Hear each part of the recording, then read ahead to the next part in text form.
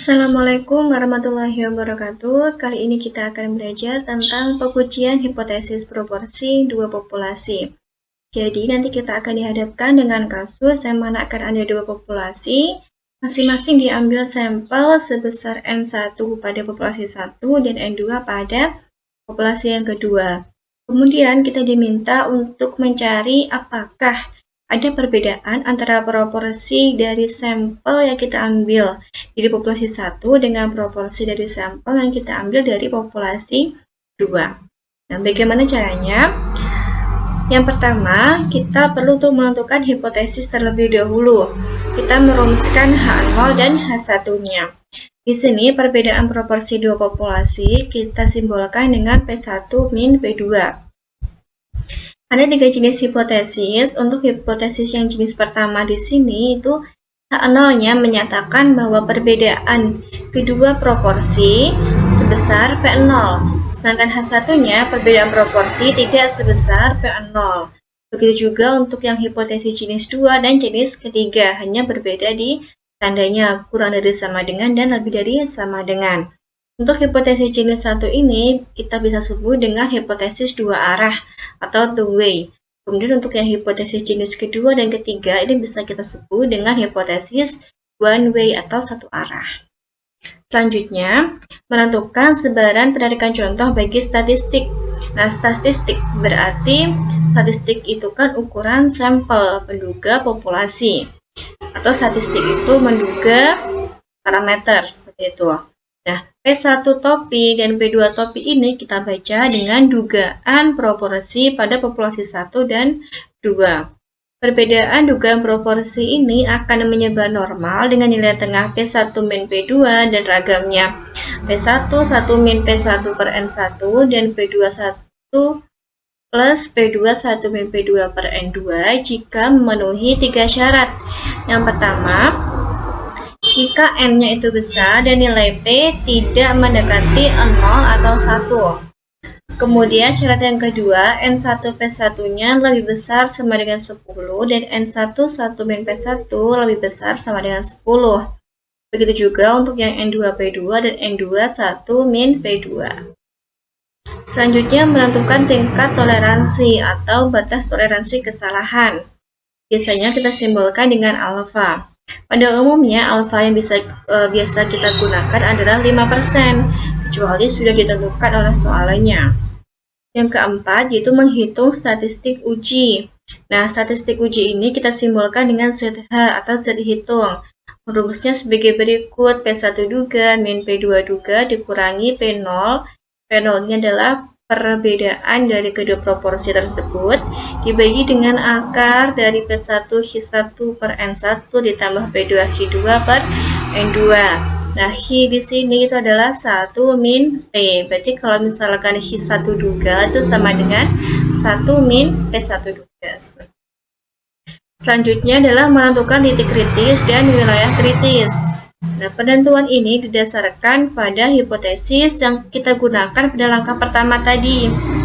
Kalau misalkan pada langkah awal tadi kita menentukan hipotesis yang kita gunakan adalah hipotesis jenis 1, maka kita lihat pada titik kritis dan wilayah kritis pada hipotesis yang jenis 1. Di sini untuk hipotesis jenis 1 ketika H0-nya perbedaan proporsi sama dengan P0 dan hipotesis alternatifnya tidak sama dengan P0, maka wilayah penolakan H0-nya ini dia ada dua wilayah, di sebelah kanan dan di sebelah kiri titik kritis. Titik kritisnya adalah Z alfa per 2. Sedangkan daerah yang diarsir warna hijau ini adalah daerah penerimaan H0. Begitu juga untuk yang hipotesis jenis kedua, yaitu ketika hipotesis alternatif ini menyatakan bahwa perbedaan proporsi itu lebih besar dari P0, maka wilayah penolakannya ada di sebelah kanan titik kritis. Titik kritisnya Z alfa. Begitu juga untuk yang hipotesis jenis ketiga. Di sini hipotesis alternatif menyatakan perbedaan proporsinya kurang dari P0. Maka wilayah penolakannya ada di sebelah kiri. Ini titik kritisnya min Z alfa. Selanjutnya yaitu mengambil keputusan apakah data kita itu menolak atau menerima H0. Ada kriteria-kriterianya. Yang pertama, jika kita menggunakan hipotesis jenis 1, yaitu yang hipotesis dua arah, maka kita akan menolak H0 jika mutlak dari Z hitung itu lebih besar daripada titik kritis Z alfa per 2. Kemudian, jika yang kita gunakan adalah hipotesis jenis yang kedua, maka kita akan menolak H0 jika nilai Z hitungnya itu lebih besar dari Z alfa. Kemudian, jika kita menggunakan hipotesis jenis ketiga, maka kita akan menolak H0 jika nilai Z hitung ini kurang dari titik kritisnya min Z alfa. Nah, agar lebih mudah memahaminya, kita akan mencoba untuk ke contoh soal. Misalkan sebuah penelitian dilakukan untuk menguji pengaruh obat baru untuk viral infection. 100 ekor tikus diberikan suntikan infeksi, kemudian dibagi secara acak menjadi 2 grup. Berarti akan ada 2 populasi, grup 1 dan grup 2. Masing-masing 50 ekor tikus, berarti di grup 1 50, di grup 2 50. Bisa kita simbolkan N1 sama dengan N2 sama dengan 50. Kemudian grup 1 sebagai kontrol dan grup 2 diberi obat baru. Setelah 30 hari, proporsi tikus yang hidup untuk grup 1 adalah 36%. Bisa kita simbolkan P1 duganya 0,36. Dan untuk grup 2 adalah 60%. Bisa kita simbolkan P2 duganya 0,6.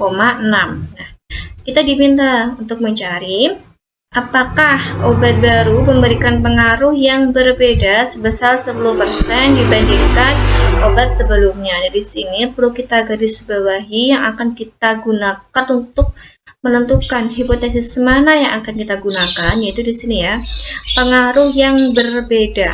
Nah, berbeda ini bisa berbeda lebih besar, bisa berbeda lebih kecil. Maka akan ada 2 wilayah, sehingga yang akan kita gunakan itu adalah hipotesis dua arah, seperti itu.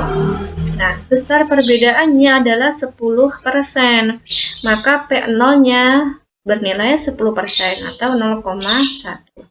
Dengan catatan di sini alfanya adalah 5%. Kita tulis dulu yang diketahui N1, N2, P1 duga, P2 duga, dan P0 alfa.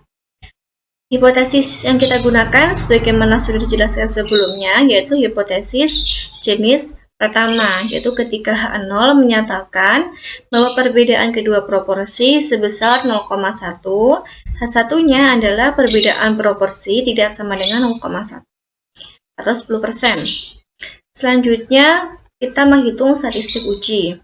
Nah, di sini Z hitung sama dengan P1 duga min P2 duga min P0 dibagi dengan akar dari P1 1 min P1 per N1 ditambah P2 1 min P2 per N2. Nah, di sini akarnya sampai akhir.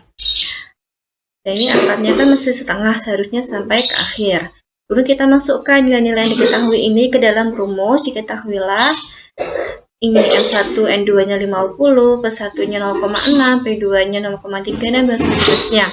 Kemudian didapatkan nilai Z hitungnya 1,443. Selanjutnya kita menentukan titik kritis. Karena tadi hipotesisnya dua arah, maka titik kritisnya adalah Z alfa per 2, yaitu sebesar 1,96. Simpulan. Nah, kita bisa menyimpulkan yaitu karena nilai mutlak dari Z sebesar 1,443 lebih kecil dari Z alfa per 2 titik kritisnya sama dengan 1,96, maka kita tak tolak H0.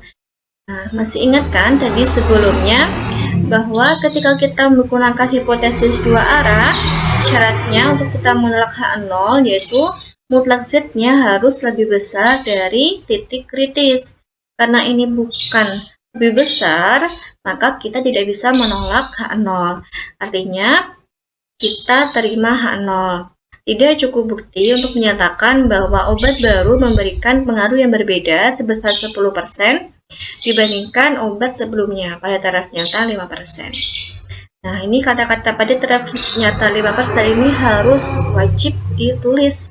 Karena ketika kita menggunakan taraf nyata yang bukan 5%, maka kemungkinan kita juga akan menghasilkan kesimpulan yang berbeda. Sekian yang dapat disampaikan, semoga bisa bermanfaat. Ada kurangnya mohon maaf. Wassalamualaikum warahmatullahi wabarakatuh.